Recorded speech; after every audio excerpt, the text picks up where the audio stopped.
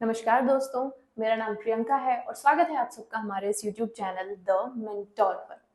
आज हम 10 daily English vocabulary लेकर आए हैं जिसका सेशन 3 है। इससे पहले मैंने 2 वीडियोस इसी टॉपिक से रिलेटेड डाली थी। अगर आपने वो वीडियोस नहीं देखी होंगी तो जरूर देखिएगा। उसमें आपको ऐसे वर्ड्स देखने के लिए मिलेंगे जो आपके कॉम्पिटिटिव एग्जाम्स में और डेली लाइफ में बहुत काम आएंगे।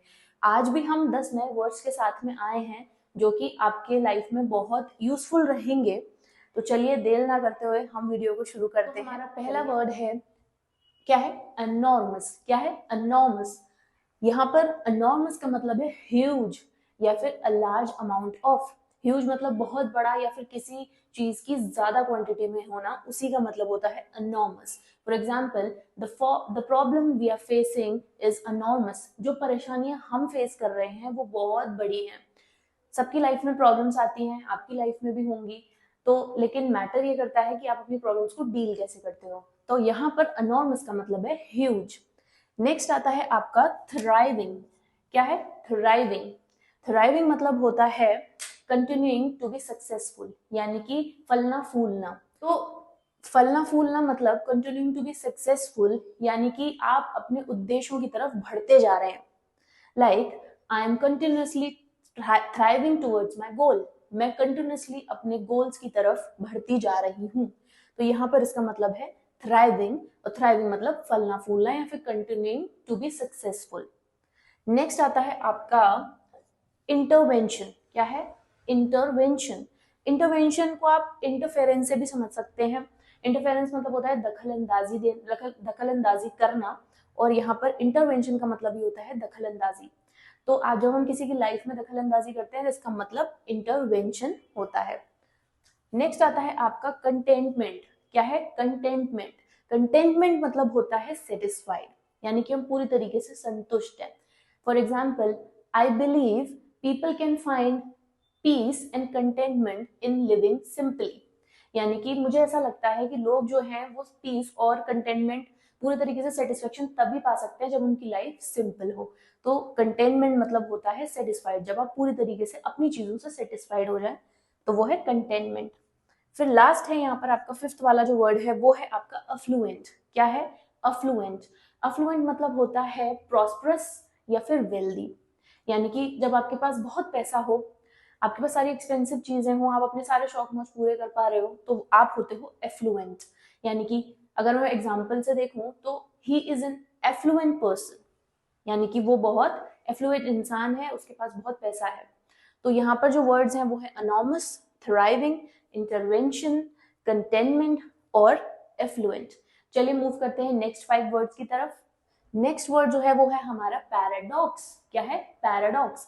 पैराडॉक्स मतलब होता है अपोजिट या फिर two things contradict each other. दो चीजें एक दूसरे को कॉन्ट्रडिक्ट कर रही हो, विरोध में बोल रही हो एक दूसरे के, समझ में ना आए कि कॉन्ट्रडिक्ट कैसे कर सकती हैं। For example, it is a paradox that some countries produce too much food while other countries people are starving। जैसे कि कुछ देशों में, ये एक पैराडॉक्स है कि कुछ देशों में बहुत ज्यादा अमाउंट में खाना प्रोड्यूस हो रहा है, जबकि कुछ कंट्रीज में, कुछ और कंट्रीज में लोग भूखे मर रहे हैं, स्टार्व कर रहे हैं। यहाँ पे स्टार्विंग जो बोला है उसका मतलब होता है भूखा, भूखे मरना। ठीक है, तो ये हो गया आपका पैराडॉक्स। पैराडॉक्स मतलब अपोजिट। नेक्स्ट आता है हमारा एवरेशियस। क्या है?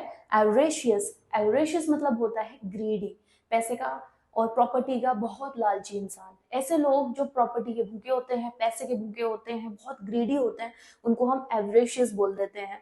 For example, he sacrificed his own career so that his avaricious brother could succeed। उसने अपने करियर को सेक्रीफाइस कर दिया अपने लालची भाई के लिए ताकि वो सक्सीड हो पाए। तो ऐसे लोग जो लालची होते हैं उन्हें हम एवरेशियस भी बोल सकते हैं। नेक्स्ट आता है आपका कंटेम्प्ररी। क्या आता है? कंटेम्प्ररी। कंटेम्प्ररी जैसे कि अब सोशल साइंस की बुक है 10th क्लास की, उसका जो टाइटल है वो है India and the contemporary world. Contemporary का मतलब होता है दो चीजें जो सेम टाइप की हो या फिर सेम टाइम पर हो रही हो, उसको बोलते हैं हम कंटेम्प्ररी। जैसे India and the contemporary world यानी भारत देश, और साथ साथ में वो हिस्ट्री की बुक है, इंडिया की हिस्ट्री कैसी है, साथ साथ में पूरे वर्ल्ड में क्या चल रहा है, उसी के साथ में पूरे वर्ल्ड में क्या चल रहा था, तो वो होता है कंटेम्प्ररी। यानी कि साथ साथ में सेम टाइम पर चलना या फिर सेम टाइप की चीजें होना। नेक्स्ट आता है आपका इमिटेट। क्या होता है इमिटेट? इमिटेट मतलब होता है कॉपी करना। जैसे छोटे बच्चे होते हैं, बड़े लोग जैसे करेंगे, जैसी हैबिट्स उनकी होंगी उन्हीं को वो कॉपी कर लेते हैं। फॉर एग्जाम्पल, या फिर आप कह सकते हो अगर आपके कोई पसंदीदा एक्टर या एक्ट्रेसेस हैं, आप उनके बोलने के स्टाइल को, चलने के स्टाइल को इमिटेट कर लेते हो, यानी कि कॉपी कर लेते हो, तो उसको बोलते हैं हम इमिटेट, यानी कि कॉपी करना। और लास्ट आता है आपका फ्यूटाइल। क्या है? फ्यूटाइल। फ्यूटाइल मतलब आपका होता है व्यर्थ। क्या होता है? व्यर्थ, यानी कि व्यर्थ में ही हम प्रयास कर रहे हैं, उसका कोई रिजल्ट नहीं निकलेगा, तो उसको बोलते हैं हम फ्यूटाइल।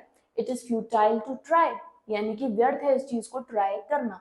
तो यहाँ पर जो वर्ड्स हैं वो है हमारे paradox, avaricious, contemporary, imitate and futile. I hope आपको ये 10 वर्ड समझ में आए होंगे। वीडियो अगर आपको अच्छी लगी हो तो वीडियो को लाइक जरूर कीजिएगा, चैनल को सब्सक्राइब कीजिएगा। आपके सब्सक्रिप्शन से हमें मोटिवेशन मिलता है कि हम ऐसे और वीडियोस बनाएं और आप तक पहुंचाएं।